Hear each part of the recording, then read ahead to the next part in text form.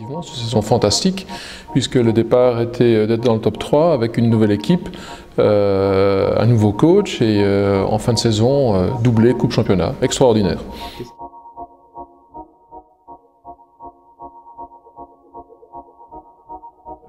Nous n'avions pas une Dream Team, mais nous avions une vraie équipe avec des vraies valeurs humaines.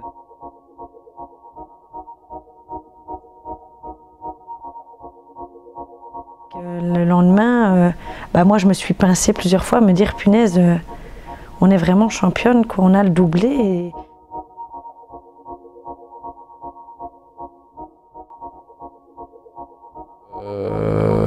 Les Castors, c'est une vraie famille. C'est un public en or. On dira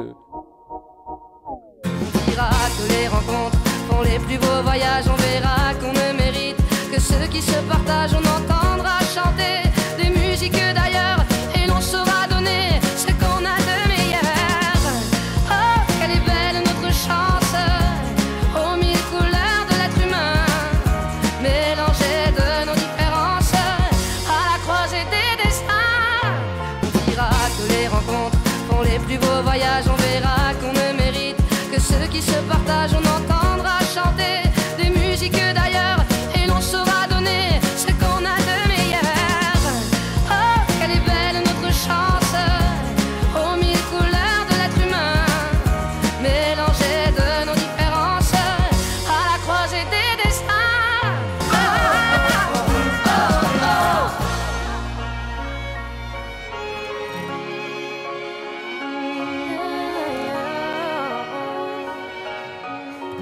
Oh, oh, oh, oh.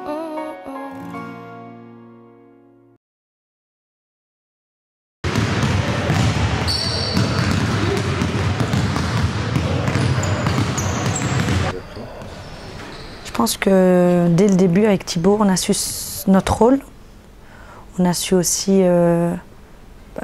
savoir ce qu'on pouvait faire, pas faire. On avait des limites. Et on savait que voilà, on était une famille, mais que si on faisait une grosse erreur, on était dehors. Donc je pense qu'on était conscient de la chance d'être dans cette équipe, mais aussi conscient de peut-être plus l'être. Donc voilà, maintenant, je sais pas, il y a eu quelque chose, il y a eu une émotion dès le premier entraînement. Et voilà, en tant que professionnelle, je crois que j'ai jamais été aussi contente de venir à chaque entraînement.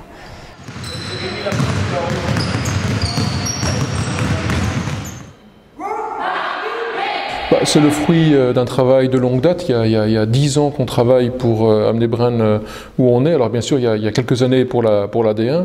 Et donc je pense qu'avoir mis la structure en place autour de l'équipe depuis un certain temps a été un élément fondamental. Mais ce n'est pas le seul. Je pense qu'on a la chance d'avoir les bons éléments, les bons profils, les bonnes personnes expérimentées au bon endroit. Un exemple, Eric, que tout le monde connaît au niveau du rôle de manager. C'était l'homme qu'il fallait, l'homme de la situation, et donc patiemment, posément a construit cette équipe. Thibaut, le coach, c'était le coach qu'il nous fallait, avec le professionnalisme et l'expérience qu'il fallait. Et puis je peux reprendre aussi la partie administrative, avec Pascal, avec Christophe en finance, Jérémy pour... Enfin voilà, c'est un ensemble de choses qui fait qu'effectivement, tout concordait pour faire de cette saison un fabuleux succès. Et puis on a eu aussi le petit brin de chance qu'il fallait, pas trop de blessures. Maintenant c'est pas le hasard non plus, puisque Alain Ptak avait aussi fait son travail.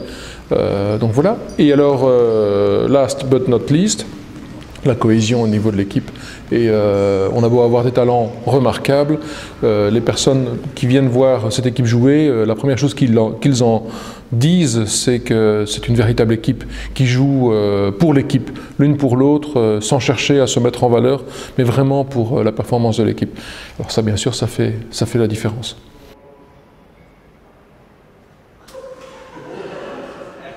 Le recrutement, un vrai travail d'équipe avec Éric Leloup, ce que je n'avais pas connu à Arras, très clairement. C'était une des raisons aussi pour laquelle je n'y suis pas resté. C'est qu'ici j'ai senti vraiment la volonté de collaborer pour la construction. Chacun fait son travail, je ne gère pas le budget, je ne gère pas tout ça, mais on travaille ensemble pour construire quelque chose. Et et chacun était à sa place. Et avec ce que j'avais connu à Arras, il est vrai que ça m'a vraiment plu. Et puis après, on a construit une équipe pour être dans le top 3. C'était l'objectif, montrer que Bren voulait grandir. On sortait d'une 6e place. On voulait s'installer dans le top 3, top 4. Et puis voir sur la coupe, en sachant que sur la coupe, il y a toujours moyen, même contre des plus forts, de faire des performances. Donc là, au fond, nous, on s'était dit en coupe, si on peut vivre une finale, c'est une grande saison fantastique. Et puis savourer la Coupe d'Europe et grandir aussi, que le club grandisse au niveau infrastructure et comprenne aussi ce que c'est la Coupe d'Europe. Parce que moi, sportivement, je ne validais pas trop cette démarche. C'était très compliqué à gérer avec mon groupe de Bren.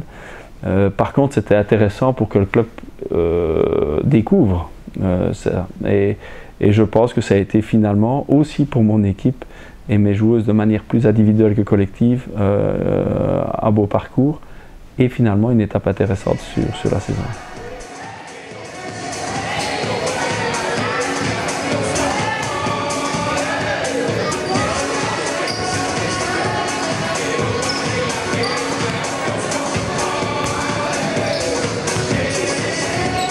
Non, il faut un peu de chance.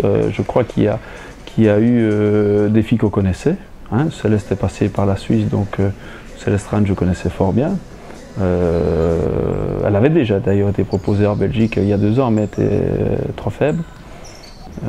Donc j'ai eu de la chance de pouvoir la prendre cette année-ci, mais je la connaissais. Mérike Anderson, j'avais joué quand elle était en France, mais c'est peut-être la fille que je connaissais le moins bien. Kim Mesdag, je la connaissais pas personnellement, mais par contre j'avais eu pas mal d'informations sur la joueuse. Marjorie, j'avais déjà travaillé avec. À Namur, quand elle avait 16 ans, c'était une enfant. Là j'ai eu la chance d'entraîner vraiment une femme qui a vraiment beaucoup évolué. Et puis après, Cathy Curtosi, je l'avais eu en Suisse à Neuchâtel, hein, c'est un peu... donc 3 saisons déjà. J'ai découvert Valérie Cara que je ne connaissais pas.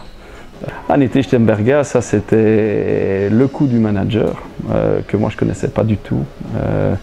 Annette, elle est suivie par Eric.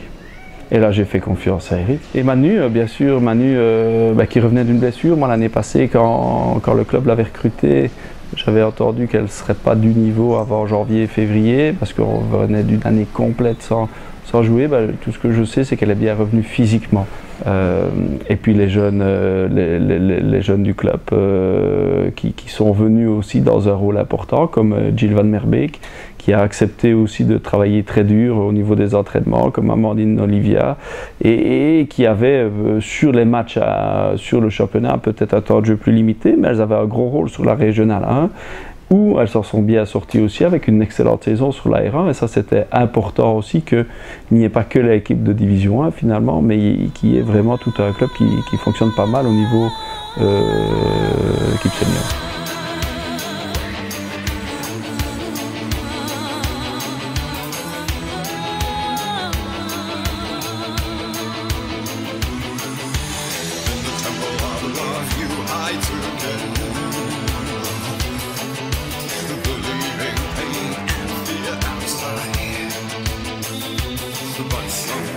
J'ai des filles qui ont une certaine maturité, des filles intelligentes, des filles qui ont aussi accepté leur rôle, qui ont tout de suite compris ce que j'attendais, ou très vite, de chacune d'entre elles, et elles l'ont accepté, encore une fois, et ça c'est très fort.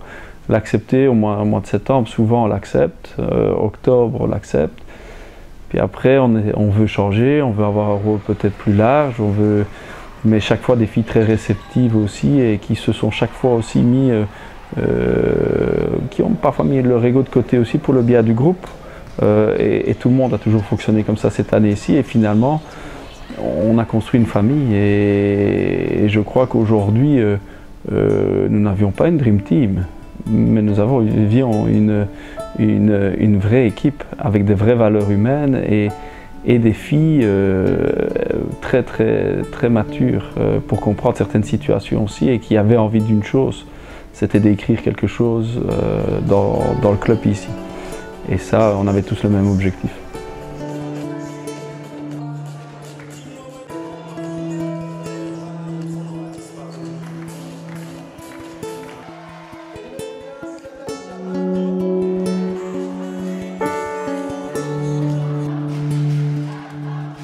Je pense qu'on gagnait, voilà, avec tout le respect que j'ai pour les autres équipes, assez facilement. Le match à Namur, c'était Namur-Brennes, c'est ce que tout le monde attendait. Je pense qu'on n'était pas prête mentalement, parce que physiquement on était prête, mais c'était plus mentalement où on appréhendait trop vite cette rencontre et où surtout, voilà, on a eu peur. C'est important d'avoir du stress, mais là c'était plus du stress, c'était vraiment de la peur, donc on est passé à côté. Et quand je vous dis qu'on travaillait, dès le lendemain, on a analysé chaque attaque, chaque défense. Donc je pense que la vidéo ne trichait pas, on voyait vraiment nos erreurs. On voulait bien faire, mais c'était pas ce qui était demandé, parce que c'était un sport d'équipe et non pas personnel.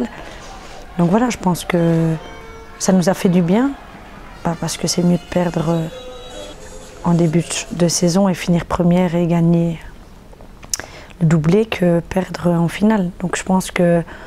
Et puis, pour tout sportif, perdre, ça fait partie de la victoire. Ça permet de réaliser qu'on n'est pas encore là, quoi.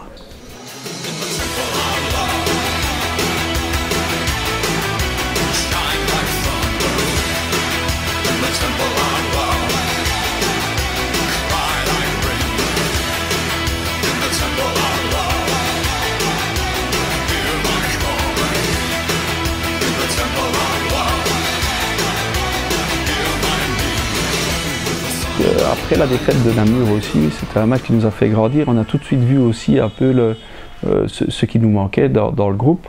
Et donc on a voulu prendre le temps aussi pour voir si on pouvait trouver une personne intéressante.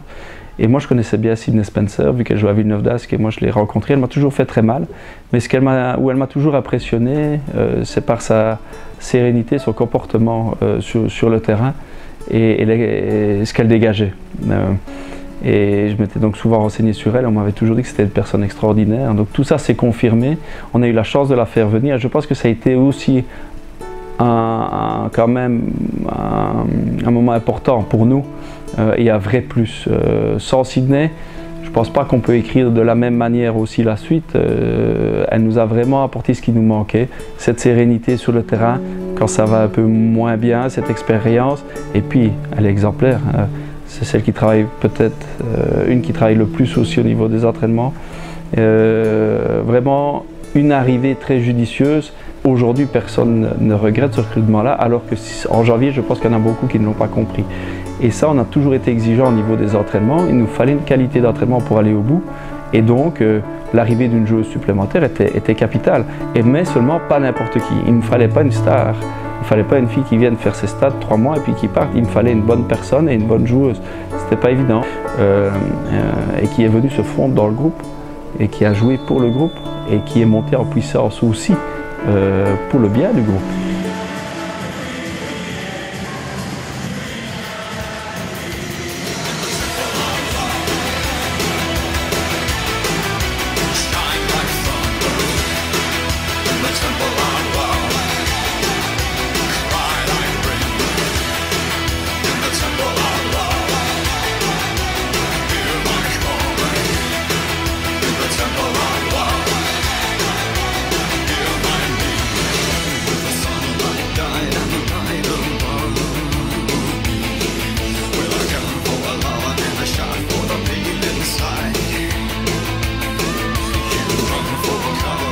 On sait qu'il y avait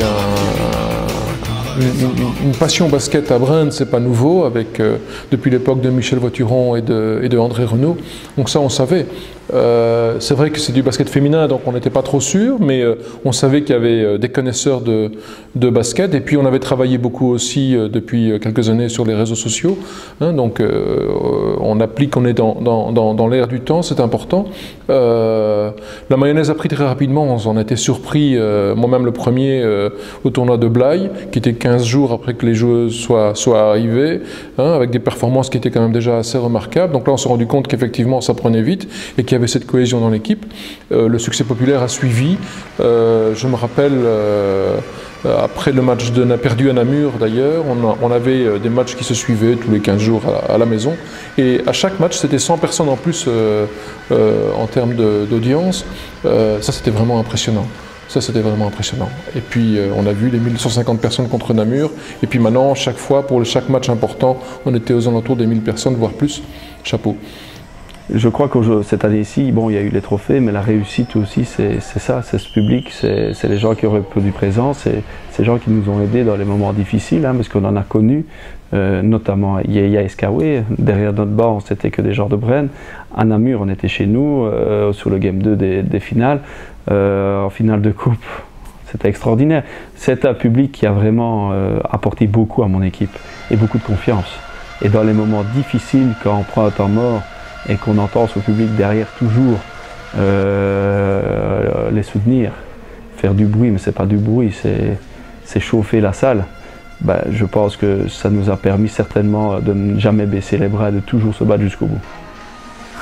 Moi j'adore les supporters, j'adore le monde, j'adore les gens qui viennent voir parce que je pense qu'il est temps de montrer que le basket féminin est aussi bien, même mieux que celui de masculin. On a pu le voir et je pense que quelque part Bren a fait quelque chose cette saison parce que je trouve qu'il n'y a jamais eu autant de personnes pour un match de basket. Maintenant, s'il y a des joueuses qui reviennent, comme Cathy Wambé, c'est certain qu'on a envie de venir la voir. Quand elle jouait à l'étranger, c'était difficile. Mais c'est clair qu'il y a eu l'engouement vraiment... médiatique aussi. Voilà, médiatique aussi, oui. Quand on voit les 12 pages dans le journal, voilà. Maintenant, tout ça, on a travaillé pour, donc c'est vrai qu'on doit le savourer. Maintenant, il faut bien rester les pieds sur terre parce qu'on a encore une saison à préparer, d'autres. Mais oui, il faut le savourer, c'est fou.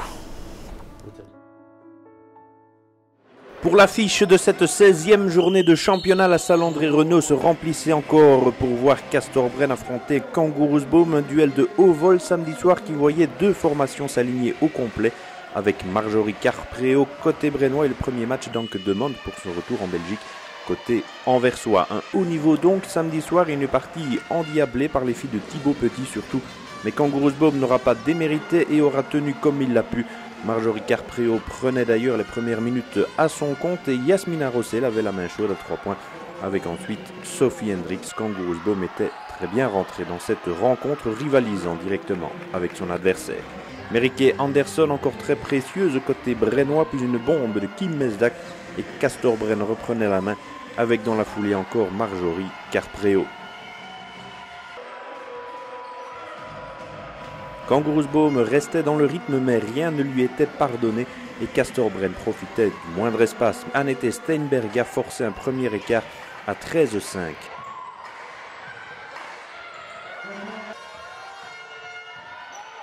Antonia Delard rivalisait ensuite au-delà de la ligne des 3 points et s'accrochait, tout comme Janelle Bekering du côté de Kangaroosboom. À Bren, le danger peut venir de partout et à tout instant. Preuve en est la série de Meriké Anderson. La joueuse estonienne va aligner 3 paniers de suite, dont 2 bombes au-delà de la ligne de 3 points donc, qui portera un premier coup au moral de Cabot.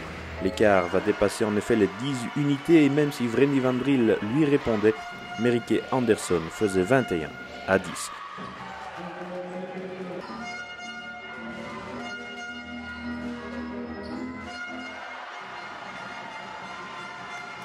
Ce ne sera pas encore le coup de grâce, bien entendu, pour Kangaroosboom, loin de là d'ailleurs, qui trouvait des solutions à longue distance, notamment, et Yasmina Rossel. Mais la réponse fusait du tac au tac côté brennois avec Manu Mayombo. Sophie Hendricks ramènera bien à 26-19 à la 10e. L'intérieur anversoise, auteur d'un double-double, 14 points, 13 rebonds, fera même 26-21 à l'entrée du deuxième quart-temps, avant l'entrée en scène de Sydney Spencer. Côté brennois, l'américaine alignait coup sur coup avant le premier panier de Anke de Mond sous le maillot de Cabot et dans le championnat belge pour son retour, après 12 saisons et demie passées à jouer à l'étranger.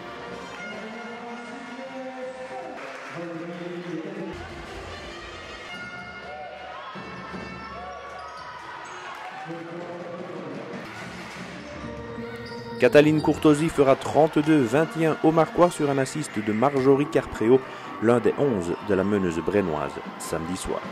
Le match était intense et personne ne se faisait de cadeau. Ig Hopdebeek de retour, elle aussi faisait 32-25.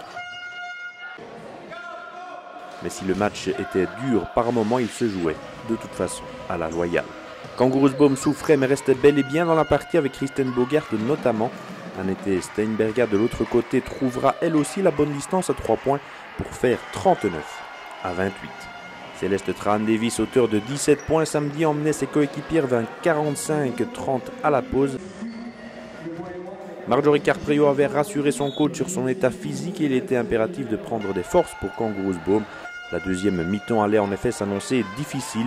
Vreni Van Driel pourtant planté à 3 points, démontrant toute la volonté de Cabot de raccrocher au plus vite le wagon.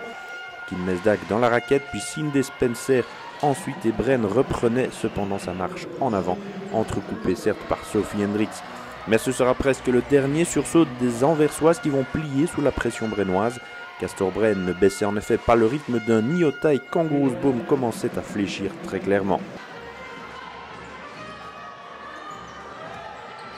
Sydney Spencer, 14 points samedi, faisait 53 à 37 avant l'une des 5 bombes sur 7 tentatives de Yasmina Rossel pour un total de 16 unités pour l'Anversoise.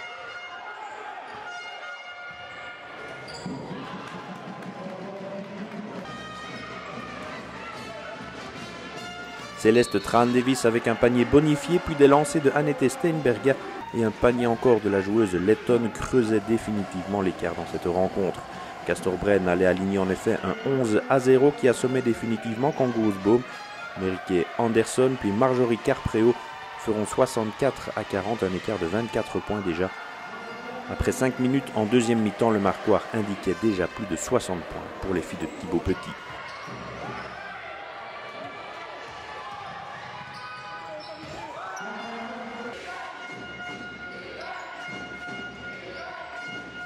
Vreni Van Driel arrêtait l'hémorragie et la manœuvre anversoise servait bien à Kristen Bogart pour redonner de l'allant à ses couleurs, mais le trou était fait. Cataline Courtosi faisait 66 à 44, Céleste Trahan-Davis creusera encore à 68 à 44 et la pression défensive des Brennoises étouffait les Anversoises qui devaient concéder encore une bombe de Mayombo. Et la fin du troisième quart-temps était sifflée sur un score impressionnant pour ce choc de 71 à 47.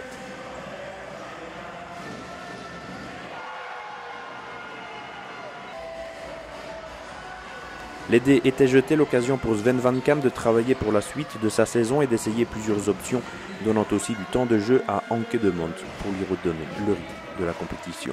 La fin de partie verra Bren poursuivre sur sa lancée et sur son rythme, et Kangourusboom essayera encore de s'accrocher. Castor Bren s'imposera finalement 90 à 61 au sortir d'un gros match. Kangourusboom avait tenu le choc le plus longtemps possible, mais le niveau de jeu de Bren ne lui autorisait pas la moindre erreur. Le score au final est tout de même lourd pour les Anversoises.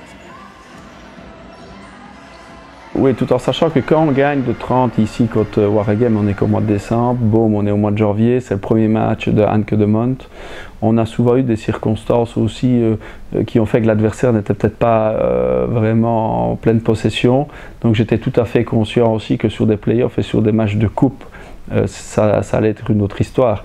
Maintenant, ce qui est important, c'est que tout match ici, contre n'importe quel adversaire, on a toujours essayé d'imposer son basket, d'imposer du rythme et d'imposer du beau basket. Pourquoi ? Pour faire du spectacle, pour amener des gens dans la salle. Parce qu'aujourd'hui, la clé, si on veut grandir, c'est remplir la salle. Et pour ça, on dit souvent que le basket féminin, c'est lent, c'est mou, que c'est pas agréable à suivre. C'est ce que j'ai souvent entendu. Donc le challenge ici, c'était de démontrer que le basket féminin pouvait être très agréable, même s'il y a un écart conséquent à la fin. C'est se dire, le match est passé vite, quel spectacle. Et ça, on a eu beaucoup d'exigences sur les matchs à domicile à ce niveau-là, et beaucoup de concentration des filles pour offrir ça au public. En déplacement, c'est un peu différent, mais à la maison, on a été très exigeants à ce niveau-là, pour aussi montrer au public qu'on avait besoin d'eux, qu'on les aimait beaucoup, et qu'il fallait que ça vienne. Voilà, sur le terrain, on devait gagner chaque carton, pas de 1 point, mais parfois 20, 25. Donc c'était des buts qui étaient donnés à chaque match. Ça dépend contre qui on joue. Et si ces buts-là ne sont pas acquis, ben c'est vrai qu'après la semaine, on ramasse un petit peu. Donc voilà, et puis je pense que quelque part, oui, on devenait favori. C'était un match important, match piège, hein, vu que Namur déforçait. Encore une fois, c'est toujours difficile d'aborder ce genre de rencontre. Mais le travail était fait, bien fait, parce que je me souviens qu'il y avait 30 points à l'entame du 4e. Il fallait le faire, il fallait l'écrire, et c'était pas évident. Donc, encore une fois, ce jour-là, une salle comble et une vraie fête du basket, un vrai spectacle. Et c'est ça où je suis peut-être très fier aujourd'hui de mon groupe, c'est que on a réussi très souvent à offrir un beau spectacle le jour du match.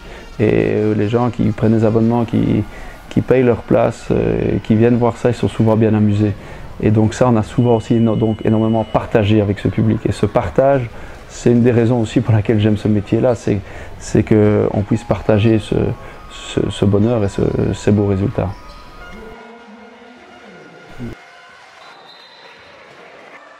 Oui, je crois que nous, on ne s'est jamais mis dans la peau de favori. On a surtout préparé chaque match de la même manière, que ce soit Ypres, Spirou Girls ou Baume. On a toujours eu la même stratégie et la même préparation, en sachant que c'est vrai que parfois il y a des matchs où on est favori, on entend ça, mais c'est 0-0 et on devait apposer sur basket et on se focalisait là-dessus, surtout sur les matchs à domicile. On avait comme objectif, c'est sûr, de gagner, mais d'abord de courir, de se battre et de montrer ce que c'était finalement le basket féminin. Et ça, ça nous a enlevé peut-être une certaine pression par rapport à ce statut de favori. Castorbren a pu fêter largement et savourer sa qualification pour la finale de la Coupe de Belgique mardi en s'imposant en surclassant en demi-finale retour 90-37. Une formation de Sint Katelijne Wavre méconnaissable. Sans Anneline Debatz ni Anne-Sophie Strub, les Malinoises savaient qu'elles allaient avoir difficile après le match aller perdu 67-77, mais ne s'attendaient sans doute pas à être balayées de la sorte. Les Brennoises ont en effet enfoncé la pédale d'accélérateur dès la première minute de jeu, ne laissant aucun espace pour respirer à Eskawé. Annette Steinberga puis Merike Andersson à 3 points s'étaient déjà relayés pour enclencher la machine. Inde Benabdelkader inscrira le seul panier de plein jeu des Malinoises en plus de 12 minutes de jeu. À peine croyable, le site des Spencer côté brennois et Marjorie Carpréau, bien entendu, s'en donnait déjà à cœur joie. La meneuse brennoise imprimait un tempo à la partie que son adversaire n'allait pas pouvoir suivre.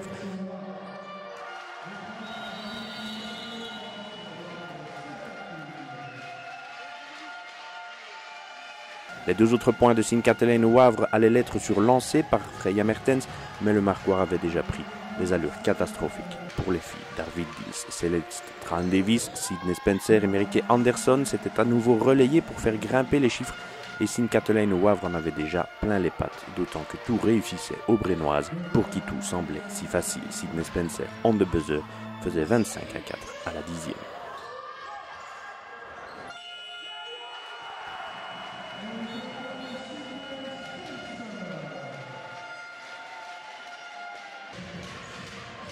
Ce n'était pas fini car l'américaine, dernière arrivée en date dans les rangs de Thibaut Petit, allait s'amuser à longue distance, d'abord par 2 fois en début de deuxième quart-temps pour fixer le Marquois à 33-4.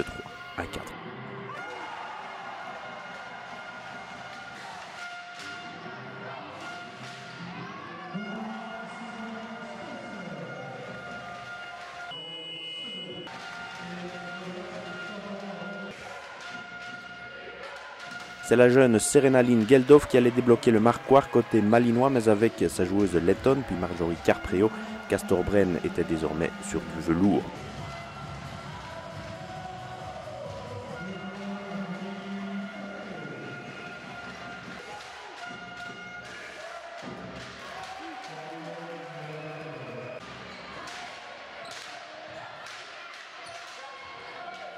Manu Mayombo allait s'offrir ensuite sa bonne période du côté brennois, bien servi par Marjorie Carpréau, et tout le monde pouvait apporter sa pierre à l'édifice, avec ici Valérie Cara.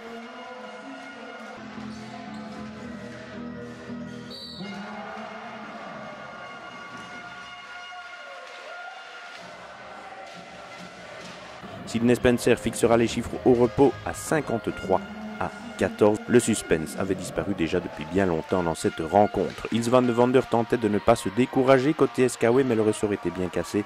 Logique vu l'ampleur du score, Céleste Tran Davis et Sydney Spencer pouvaient continuer d'alimenter le Marquois en roue libre. Freya Mertens et Sarah Lehmann tentaient encore bien de répondre sporadiquement aux assauts brennois alors que Kim Mesdag avait trouvé l'ouverture à 3 points.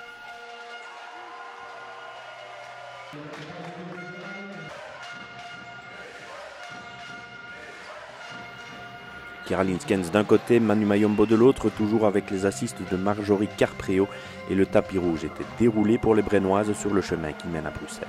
La finale, ce sera le 20 avril. Où on s'est dit on peut aller vraiment loin, c'est-à-dire peut-être soulever des trophées. Je pense que la demi-finale de coupe à SKW, de la gagner de 10 points et en étant dans une situation très très électrique, mais rester serein dans le Money Time alors qu'ils sont revenus à égalité et refaire à 10-0 pour finir. Là j'ai vu que j'avais vraiment une team très très solide dans l'état d'esprit, parce que ça il fallait le faire. Et quand j'ai vu après la réaction de ce groupe-là face à une semaine plus tard, la gifle qu'on a pu donner à SKW, je pense que là j'ai compris qu'on avait un esprit pour aller loin et éventuellement soulever des trophées, mais surtout un esprit, et je crois que c'est souvent avec ça qu'on lève des trophées. Et là, SKW, ce match-là, SKW en demi-finale de coupe, m'a donné un bon sentiment. Le premier match de la demi-finale des playoffs entre Castorbren et Kangouroousboom dimanche soir a été de haute qualité. Les Anversois s'étaient déplacés à la salle André Renaud à Bren sans le moindre complexe, bien décidés à mener la vie dure au Brabançon dans une partie suivie encore par près de 1000 spectateurs. La première mi-temps fut endiablée et l'un des paniers les plus rapides de la saison sans doute fut inscrit par Sydney Spencer. Il a fallu 7 secondes à peine à l'américaine pour ouvrir le compteur. Après quelques minutes d'observation et de réglage, malgré tout, de part et d'autre dans cette rencontre, le match pouvait démarrer sur des bases élevées. Antonia Delard et Sophie Hendricks avaient en effet confirmé que Cabo n'était pas venu pour faire de la figuration. Céleste Tran-Davis avait répondu de suite et Janelle Beckering offrait à Cabo de prendre les commandes une première fois dans ce match.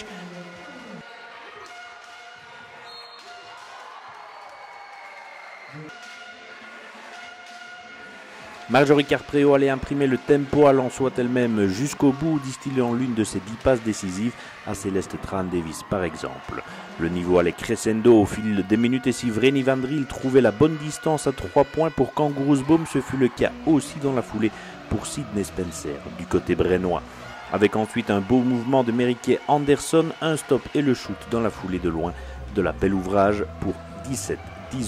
Affiché au marquoir. Castorbren démontrait qu'il voulait imposer sa loi chez lui. Sydney Spencer allait inscrire 20 points dimanche soir et Janelle Beckering pour Kangouroousboom allait tenter de s'accrocher. Bren eut aussi le bon goût plusieurs fois d'inscrire presque sur le buzzer avec par exemple Kim Mesdag qui fixait la marque à la 10e à 22-16.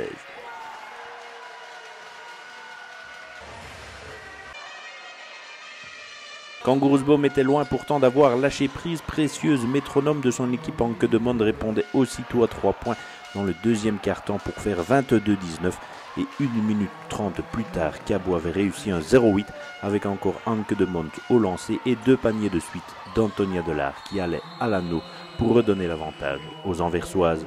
Qui l'eût cru. Cela swingait ferme en tous les cas au pied de la butte du Lion, mais Castorbren devait réagir pour enrayer la bonne période de Kangouroousboom. Message reçu par Kim Mesdag, même si Anke de Monde lui répondait à nouveau. Céleste Tran-Davis avait aussi remis les Brennoises dans le bon sens, mais Kangouroousboom tenait décidément le bon bout dans ce deuxième quart-temps. Yasmina Rossel, 15 points dimanche soir alignée à longue distance pour faire 28-29 et l'on ne jouait à peine que depuis un quart d'heure dans ce duel. Ce deuxième quart-temps fut celui de Kangouroousboom. En effet, Bren évitait surtout de se faire distancer. Sydney Spencer et Merike Anderson, une fois n'est pas coutume, devaient courir après le score. Inédit à domicile pour les Brennoises.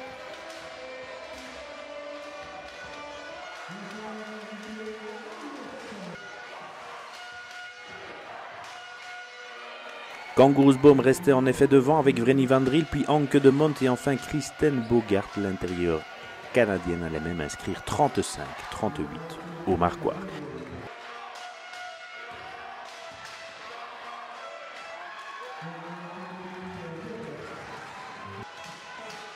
Il fallait toute la justesse de Sydney Spencer avec un 8 sur 13 à distance dimanche soir et qui égalisait surtout à 38 partout une première fois, puis égalisait une seconde fois après des lancers d'Anke-Demond pour renvoyer tout le monde au vestiaire sur un imposant 40 partout.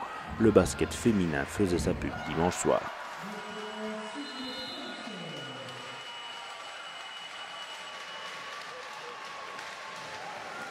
Duel intense mais toujours loyal, cette demi-finale allait changer un peu de physionomie en seconde période. Castor-Breenne allait resserrer sa défense et se concentrer d'abord là-dessus. Céleste Tran-Davies devançait un panier de Sophie Hendricks, mais les actions offensives étaient plus difficiles à faire aboutir dans un camp comme dans l'autre d'ailleurs. Avec Annette Steinberga puis Kim Mesdak, les filles de Thibaut Petit allaient pourtant prendre quelques unités d'avance avec un passage à 48-42. Antonia Delard allait trouver le chemin de l'anneau pour Kanguroosboom qui n'y parviendra que peu dans ce troisième quart-temps.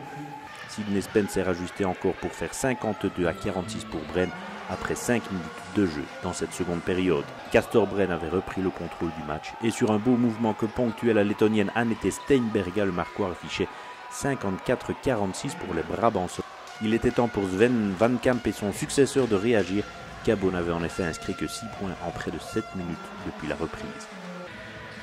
Face à l'intensité défensive de Breenne, Cabot avait un peu de mal. Céleste Tran-Davies puis Annette Steinberga encore affichait 58-50 après 2 lancers de Vreni Van Driel et l'écart allait atteindre les 10 unités avant que Yasmina Rossel ne réveille ses troupes. Avec une bombe tout d'abord, puis un panier bonifié ensuite. En 2 actions, la Flandrienne avait inscrit 6 points et rapproché surtout son équipe à 60-56. Le match était loin d'être fini.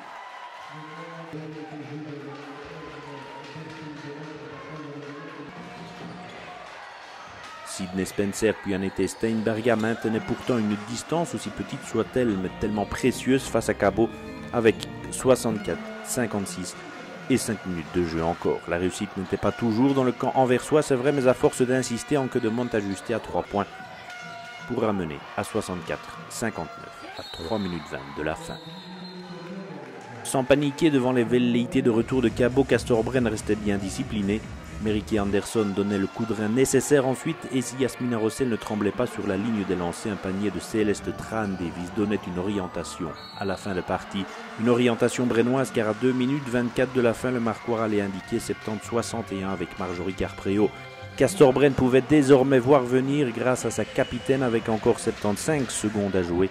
D'autant que les Brennoises allaient convertir leur lancer franc par Kim Mesdak, Sydney Spencer, l'une à la suite de l'autre. Score final 76-65 dans une rencontre qui a atteint une qualité encore rarement vue dans les playoffs en championnat de Belgique.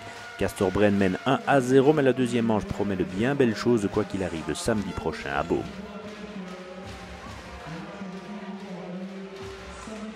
Non, je pense que Beaume nous a rendu plus forts aussi pour aborder la finale. Je pense que Beaume avait une excellente équipe, tout comme la nôtre.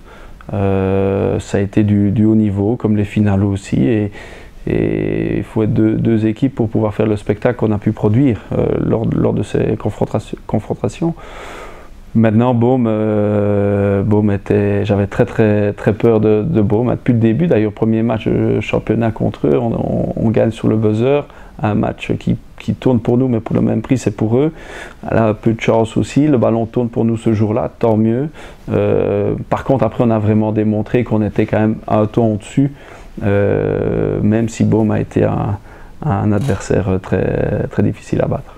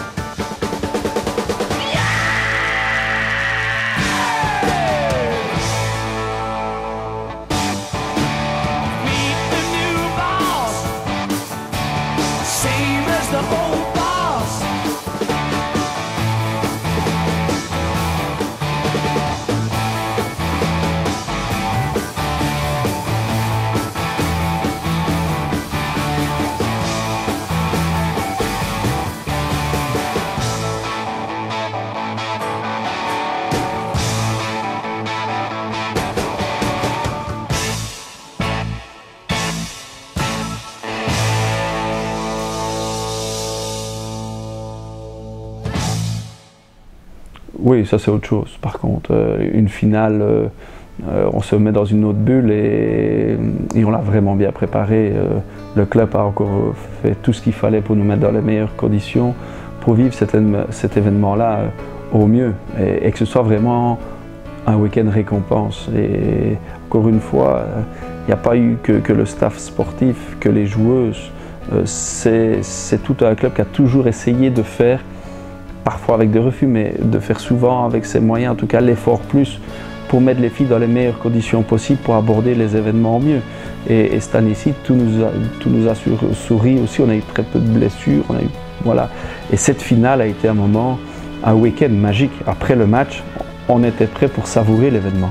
Le gagner, bien sûr, mais bon, moi aussi était prêt, mais on était vraiment prêt pour le savourer. J'étais sûr d'une chose avant l'entame du match, c'est que si on allait être battu, je ne voulais pas trop y penser, mais que je savais qu'avec ces filles-là, c'est parce que Beaume aurait été vraiment très très fort, avec un très très haut pourcentage, et ils auraient été meilleurs que nous ce jour-là, mais avec très peu de regrets en tout cas. Sur la France, quand on joue à Bercy, c'était dans le même contexte, et en Suisse, ils en font un événement aussi comme ça, à Fribourg. Maintenant, les filles ici, c'était un peu nouveau pour certaines. Mais justement, ce contexte d'être partis aussi en mise au vert ensemble, d'être vraiment dans notre bulle entre nous, finalement, et très peu de sollicitations à côté parce qu'on était un peu à l'écart. Et puis aller à la salle le jour avant, le jour du match, voilà, faire les photos, on était des enfants. Hein. Je voulais vraiment qu'on savoure cet événement-là. C'est une chance de jouer au Ezel.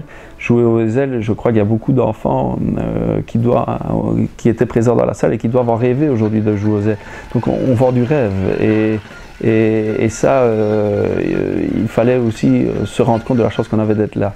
Et donc on a finalement la pression, il n'y en a pas eu le jour de la finale. Il y en a peut-être eu lors des demi-finales, mais quand on joue une finale, la pression, non, c'est beaucoup de plaisir. Après voilà. Donc c'est certain qu'on avait vraiment un stress, mais l'envie de bien faire. Et à côté de ça, ben oui, je pense que Duxumba a vraiment fait un boulot extraordinaire puisque ouais, on était dans un complexe, dans un environnement presque des États-Unis, donc c'était vraiment chouette et spécial à la fois.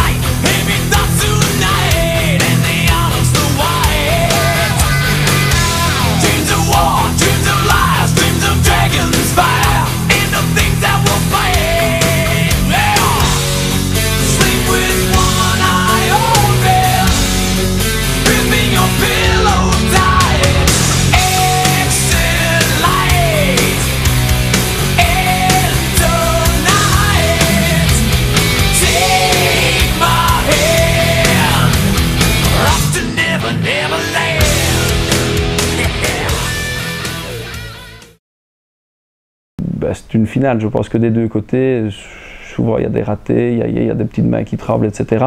C'est souvent comme ça lors des finales. C'est rarement le plus beau match de l'année. Par contre, dans l'intensité, c'est souvent un des plus intenses de la saison. Et là, je pense qu'on a répondu présent, on était prêts, on était un vrai groupe, des vrais guerriers. Et quoi qu'il arrive, l'erreur qu'une aurait pu faire, elle a été compensée par une coéquipière qui était prête à compenser l'erreur. Et on ne voyait que le positif. Et on était heureux d'être là. Et donc, à ce moment-là, plus le match était avancé, je pense plus on s'est mis dans la rencontre, même si je me rappelle que fin du deuxième quart-temps, on a eu une très mauvaise passe, avec aussi Baume qui a très bien réagi avec des changements de défense. On a vraiment perdu notre basket. Par contre, après, quand on est remonté au troisième quart-temps, on avait retrouvé des vraies valeurs, beaucoup plus de rythme et plus de sérénité aussi finalement, parce que je crois que si on n'est pas serein, on ne gagne pas ce genre de match, ça ne sert à rien de se mettre trop de pression. Je suis quelqu'un en tout cas qui accepte l'erreur d'une joueuse. Je pense que personne ne fait exprès de rater ou de donner la balle à l'adversaire. Donc derrière, il faut surtout que l'équipe réagisse le plus vite possible, surtout sur des finales où ça se joue sur 40 minutes. Ou sur un championnat, c'est différent, mais sur les matchs à enjeu, je pense qu'il faut surtout essayer de gommer l'erreur le plus vite possible par une action positive des coéquipières et que la fille qui a fait l'erreur retrouve le moral le plus vite possible. On essaye de rester, nous, sur le côté, le staff aussi, avec un peu plus de recul et pas être dans l'émotionnel tout le temps, parce que c'est pas souvent rendre service, je pense, à l'athlète qui est sur le terrain et qui est déjà dans une situation où elle s'en veut. Donc ça sert à rien d'en rajouter, il faut surtout voir de l'avant et essayer de construire la prochaine attaque et qu'elle soit positive.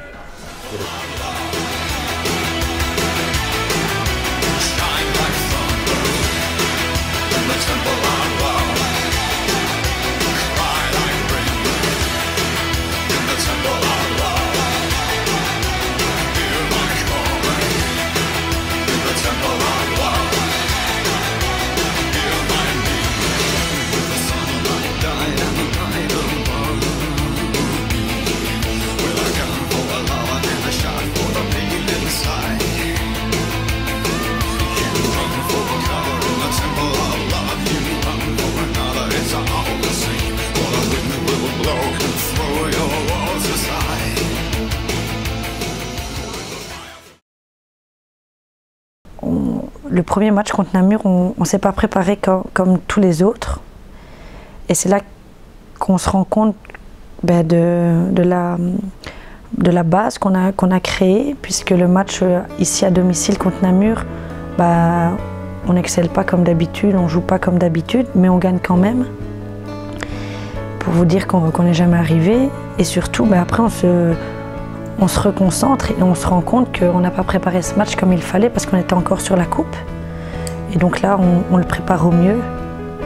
Et on va sur Namur et arrive ce qui arrive, on est championne là-bas. Donc spécial pour moi et en même temps difficile parce que je ne m'entraîne pas de la semaine, parce que mentalement, physiquement, je suis vraiment fatiguée, ma blessure au pied, donc c'est difficile. Mais en même temps, à ce moment-là, il n'y a plus rien qui compte, il faut absolument gagner. Et heureusement qu'on a gagné là-bas parce qu'à domicile, s'il y avait une troisième manche, ça aurait été difficile. Mais voilà, gagner à Namur, c'est ce qu'on voulait, le faire en 2 manches. C'est ce qu'on a fait. Castorbren face à Belfius Namur, c'est la finale qui s'est dessinée au fil de la saison. Les Namuroises défendent leur titre de champion, mais ce sont bien les Brennoises qui ont terminé en tête de la phase classique pour bénéficier de l'avantage du terrain pour cette première manche qui aura accouché d'un énorme bras de fer entre les deux formations. La partie commençait sur les chapeaux de roue, surtout pour Namur d'ailleurs, qui ouvrait la marque par Maria Papova. Castorbren rentrait moins facilement dans la bagarre dans les premières minutes, même si Annette Steinberga avait aussi trouvé l'ouverture. Katiwambe au lancer, puis Djinébu Sissoko avait offert les commandes à Namur 3 à 6. Sidney Spencer prenait soin de ne pas laisser filer déjà son adversaire, mais avec Stéphanie Dubuc, puis par 2 fois par Laurence Van Malderen, Belfius Namur était déjà à fond.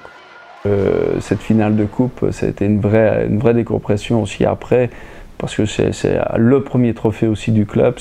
On a eu énormément de sollicitations et de gens aussi qui sont venus nous féliciter et qui nous ont donné la chair de poule, parce que c'est magnifique d'entendre des messages comme on a pu recevoir.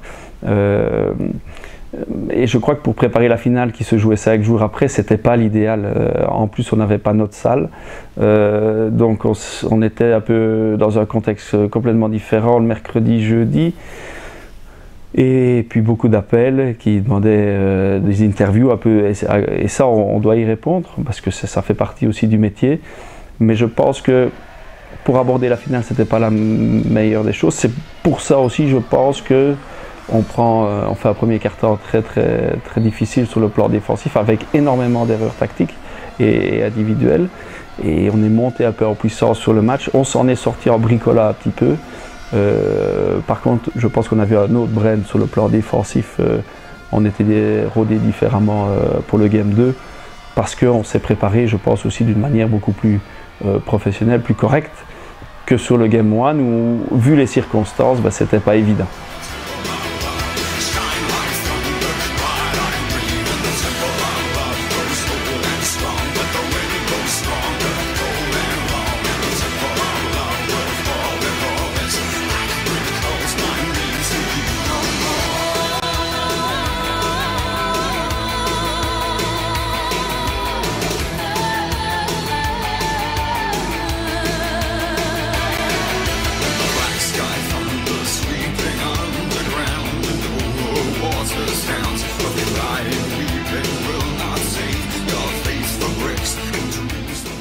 Kim Mesdag à longue distance ouvrait directement les festivités en seconde période et si Stéphanie Dubuc avait encore inscrit sur lancé, Céleste Tran-Davis insistait du côté de Castor-Bren.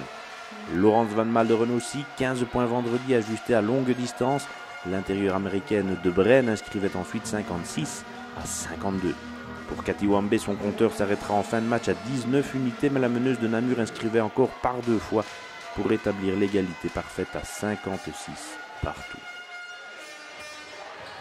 Kim Mesdag a le don de planter ses bombes à de très bons moments dans la partie, par exemple ici pour faire 59 à 56, mais d'un sang-froid impeccable, Laurence Van Malderen n'était pas en reste du côté namurois. Merieke Anderson allait ouvrir, elle, son compteur point dans cette partie pour faire 61 à 58 et Kim Mesdag insistait, l'ailière flandrienne ajustait encore à longue distance pour faire 64 à 58 alors que Bren opérait aussi quelques ajustements en défense. 64 à 58, ce sera le score à la demi-heure, mais Annette Steinberga du côté de Bren allait s'occasionner une grosse entorse. La saison de la Lettonne est probablement terminée. Après 40 secondes de jeu à peine dans le quatrième quart-temps, Sébastien Dufour reprenait en mort pour répondre à la nouvelle donne. Merieke Anderson avait pris les choses en main du côté de Bren alors que Laurence Van Malderen était toujours aussi présente.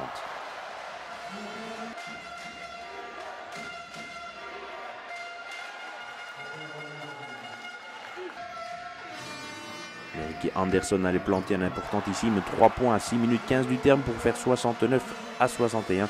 Bren avait fait plier le bras de Namur, mais les Namuroises ne rompaient point. Kiersey Sidney Spencer avait fait 72 à 61, portant l'écart maximum pour les Brabançons dans cette rencontre à 11 unités. Il ne fallait que 40 secondes à Namur pour refaire la moitié de son retard.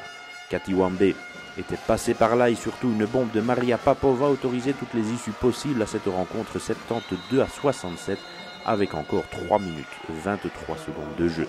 Ce diable de Merieke Anderson relançait Bren dans le Money Time pour faire 75 à 69. Castor-Bren tenait cette fois les commandes. Fermement, il le fera jusqu'au bout encore malgré Stéphanie Dubuc et Djenebou Sissoko.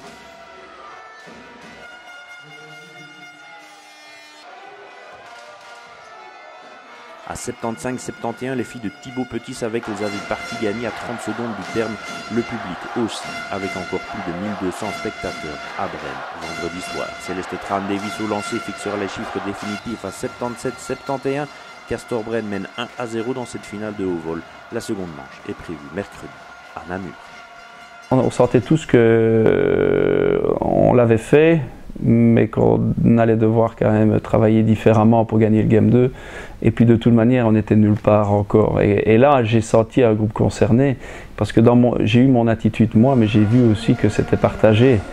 par le vestiaire et par mes filles. Et ça, c'est important. Donc on s'est revus le dimanche et donc on était tous conscients que si on voulait l'emporter, il fallait élever son niveau de jeu et être plus exigeant dans la préparation. Et je l'ai dit aux filles, après le Game 1, on allait avoir une toute autre préparation bien meilleure et qu'on allait tous, nous le staff, aller chercher aussi l'effort plus sur les 48 heures qu'on avait pour préparer ce Game 2 et ce premier entraînement surtout. Et c'est ce qu'on a fait. Je crois que tout le staff a vraiment aussi fait un travail remarquable au niveau travail vidéo, analyse, scouting. On a été très disponibles, ils ont été très disponibles pour vraiment essayer de mettre les filles dans les meilleures conditions possibles. Et puis le Game 2 a été une vraie réussite sur ce point-là.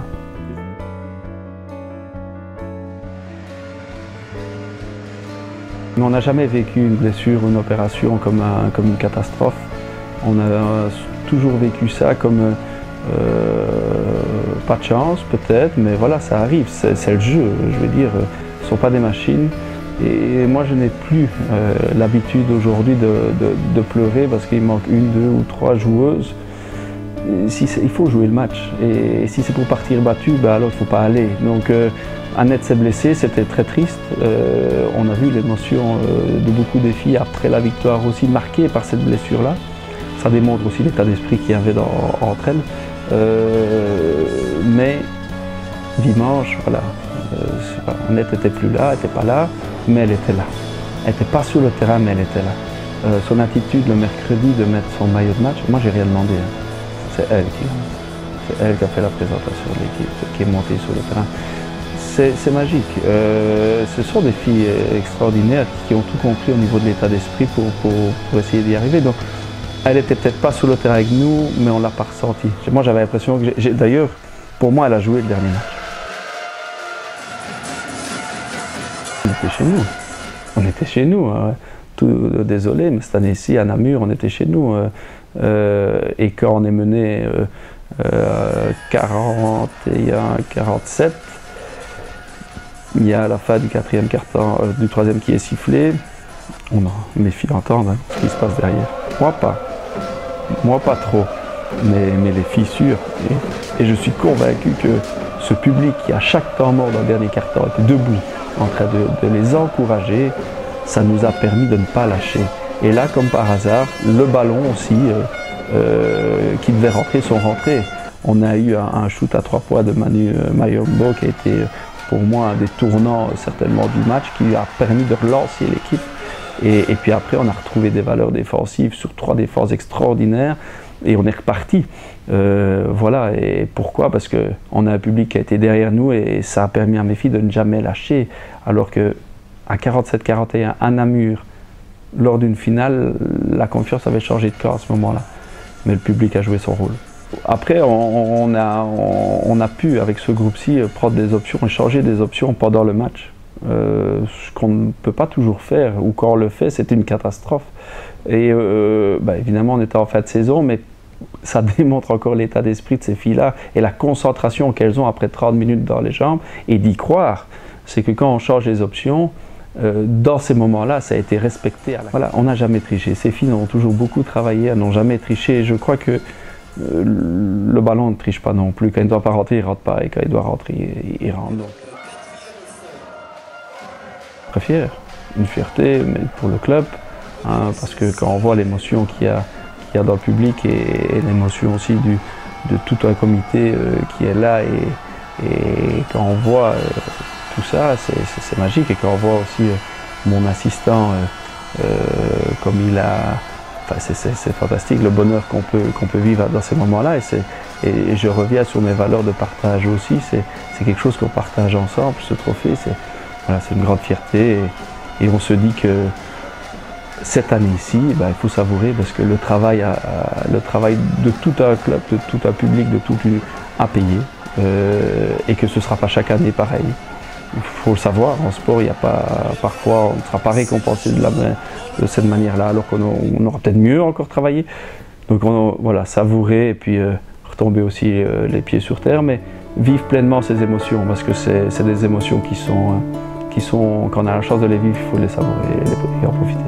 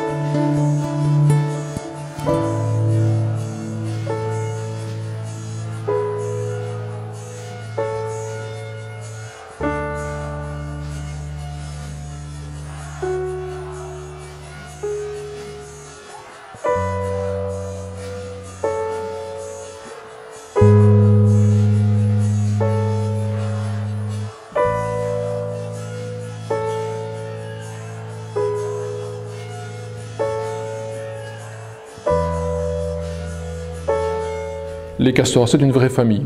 C'est un public en or. Le Beaver Spirit, qui est le club de supporters, c'est une famille. Et c'est ce que les gens nous disent quand ils arrivent. Et voilà. Et dans une famille, en tout cas du XXIe siècle, on se sent bien, on respecte la liberté de chacun, mais on appartient à quelque chose de plus grand. Donc en fait, c'est un club qui a une âme. Hein, c'est pour ça qu'on parle de famille. Il y a une véritable âme dans ce club et c'est ce que chacun ressent en y venant. Mais ce n'est pas contraignant, c'est pas étouffant, parce qu'il y a des familles qui pourraient être étouffantes, c'est pas le cas. Hein, je pense que c'est très ouvert, c'est très respectueux des diversités, de ce que chacun apporte, et ça c'est important et j'y veille. Après le coup de sifflet final de la Coupe, surtout, et quand on voit l'engouement sur un match à l'extérieur de notre public, on ne peut aussi que remercier les gens qui ont participé à ça dans le club. Donc, que ce soit M. Renaud, M. Vaturon, qui ont amené cette passion du basket ici à Bren. Ces personnes-là, bien sûr qu'on a tous eu, je pense, une pensée pour eux et envie de leur offrir finalement cette première année extraordinaire. Parce que c'est eux qui ont amené aussi la passion du basket aux gens ici. Et voilà. Donc après avoir perdu la première manche vendredi dernier 77 à 71 dans la salle de Bren, Namur se devait de l'emporter chez lui mercredi soir pour aller décrocher une belle dans cette finale des playoffs de haut vol. Sans Julie Vojta toujours, les Namuroises étaient bien décidées à forcer la troisième manche, mais Castor Bren, sans un été Steinberga, pouvait compter sur un nombreux public pour tenter d'aligner un deuxième succès de suite synonyme alors de titre de champion, dans une grosse ambiance au hall Octave Henry. Tout le monde avait en tous les cas hâte d'en découdre. La partie débutait de façon mitigée entre les deux formations qui manquaient toutes les deux leurs premières attaques. Ce ronde d'observation allait durer quelques minutes. Sydney Spencer ouvrait le compteur pour Castor Bren. L'américaine alignait aussi à 3 points dans la foulée, imitée quelques instants plus tard par Stéphanie Dubuc côté namurois. Le match était lancé. Sydney Spencer encore pour Castor Bren, puis Céleste Tran-Davis allait donner un premier avantage aux Brabançon. Les filles de Thibaut Petit allaient mener 5 à 11 sur un panier de Meriky Anderson. Il fallait des accélérations de Cathy Wambé pour maintenir Namur dans le sillage. La meneuse tournaisienne allait transpercer la défense brennoise à 2 reprises pour ramener à 10 à 11. Céleste Tran-Davis gardait pourtant toujours les commandes en faveur des Brabançon. Sarah Denel trouvait l'ouverture à 3 points côté namurois et le premier carton était sifflé sur un 13 à 17 à l'avantage de Castor Bren. Le deuxième carton allait dans un premier temps du moins être à l'avantage de Bren. Sydney Spencer avait encore trouvé le chemin de l'anneau et si Djenebou Sissoko lui avait répondu pour Namur, ce seront toujours bien les Brennoises qui mèneront les échanges avec Meriky Anderson. Il était temps pour Namur de trouver des solutions, mais à longue distance, Kim Mesdak ajustait et avec Sydney Spencer encore, Castor Bren allait prendre 11 points d'avance, 17 à 28 au Marquois, alors qu'il restait encore 3 minutes 24 secondes de jeu dans cette première mi-temps.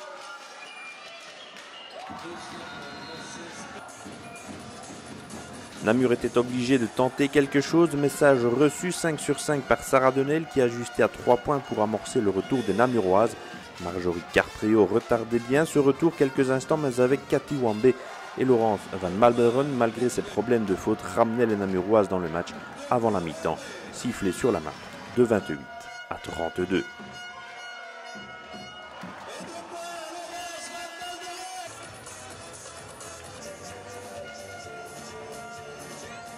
Le troisième carton allait cette fois être à l'avantage de Namur. Stéphanie Dubuc avait donné le ton à 3 points dès la reprise. Céleste Tran-Davis pour Bren gardait pourtant son équipe aux commandes encore quelques instants. Mais les Namuroises allaient repasser devant au Marquois avec Sarah Denel. Cathy Wambé prenait résolument les choses en main et alignait par 2 fois, autorisant les Namuroises à prendre résolument les rênes de la rencontre et mener 37 à 34. La main de Bren commençait à trembler un peu et les filles de Thibaut Petit n'alignaient plus qu'un seul lancé sur 2. La peur de gagner avait-elle envahi les Brennoises? C'était surtout Namur qui connaissait un très bon moment malgré les 3 fautes de Laurence Van Malderen avec encore un quart d'heure à jouer. Céleste Tran-Davis pour Bren, puis Djenebou Sissoko pour Namur. La partie gagnée en intensité et en nervosité au fil des minutes avec 18 points au compteur mercredi. Sarah Denel ajustait encore à longue distance et Bren ne répondait plus que par son américaine.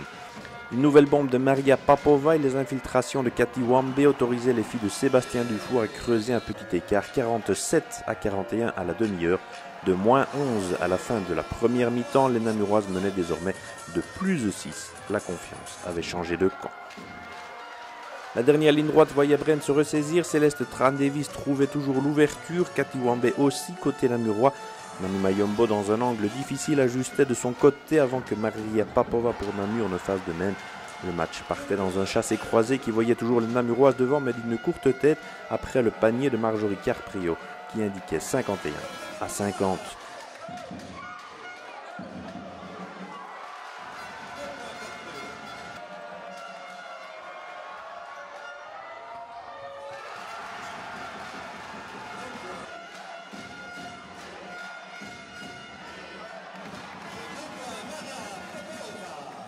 Castor Bren avait retrouvé ses esprits et assurait d'abord en défense avant de repartir par Sidney Spencer puis Manu Mayombo en contre-attaque.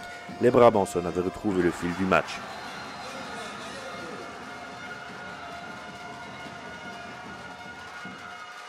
Laurence Van Malderen allait devoir quitter le jeu pour 5 fautes à 5 minutes du terme et à 53-57 au marquoir.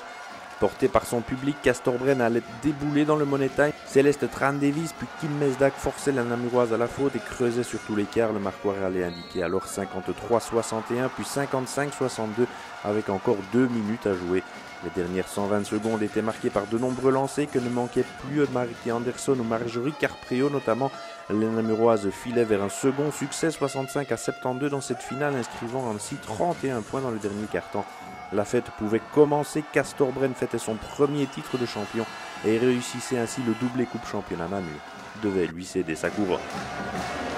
Pour être honnête, on allait là-bas pour gagner, mais on savait que ça allait être très très difficile. Donc c'est vrai quand il reste 1 minute, je me rappelle, j'avais vu 1 minute 16 et que je rentre sur le terrain et que je me dis en fait là, on va gagner, même si on doit faire attention, mais on avait je crois 7-8 points d'avance plus la balle en possession. Donc là, c'est vrai qu'on se dit, en fait, on se dit que l'équipe, on a su y arriver.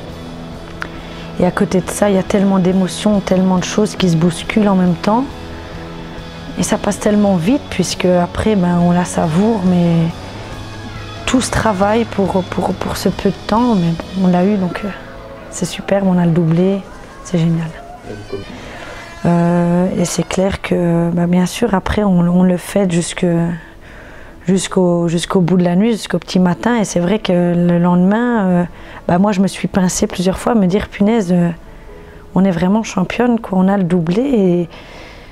Et encore ici, c'est terminé, mais on a du mal à y croire, quoi. Mais à voir, c'est vrai.